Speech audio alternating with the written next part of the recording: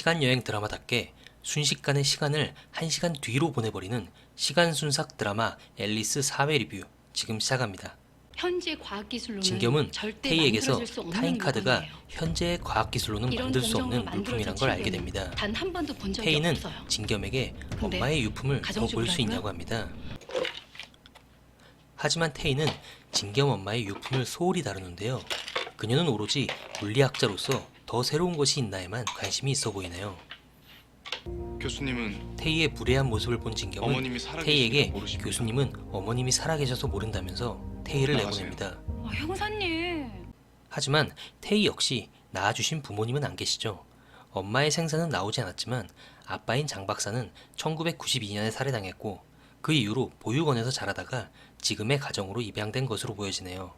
은수마 찾았다. 진겸은 과거에 20분 자신을 전에 죽인 잠실에 있는 미래에서 온 들어갔어. 은수모를 쫓기 시작합니다. 현장에서 진겸은 시간여행자의 불법 체류를 돕는 브로커를 잡기 위해 현장에 온 민혁과 마주칩니다. 아빠와 아들이 제대로 붙었는데요. 어이, 위기에 빠진 진겸을 구해주는 근손실 형사. 하지만 미래인들은 순간이동 이게 능력도 있나 잠겨 있는 보네요. 차로 민혁은 그쪽에서 사라졌어요. 수갑은 그대로 둔 채 순식간에 사라져버렸네요.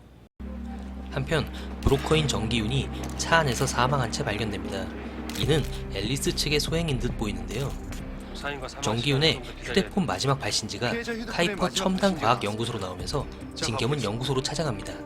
뭐예요 지금? 연구소에서 소장인 서고원을 만난 진겸은 2010년 엄마가 죽던 날 목격자가 그린 몽타주가 서고원임을 알아채고 그를 유력한 용의자로 특정짓습니다.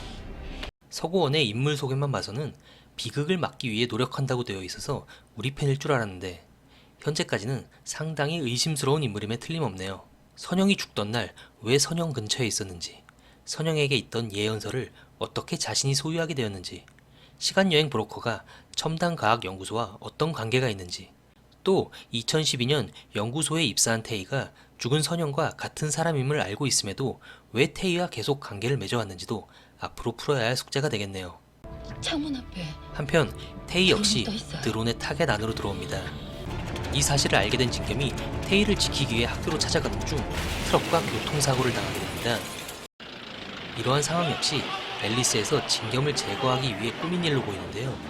이건 왠지 앨리스 관제실 오시영 실장이 민혁 몰래 꾸민 일이 아닐까 싶네요. 민혁을 마음에 두고 있는 시영은 민혁이 태희와 마주치지 않기를 바라고 있을 텐데요. 진겸과 태희가 자주 만나는 모습을 확인한 그녀는 진겸과 엮여있는 민혁이 태희를 보기 전에 빨리 이 둘을 제거해야겠다는 생각을 하지 않았을까 싶네요.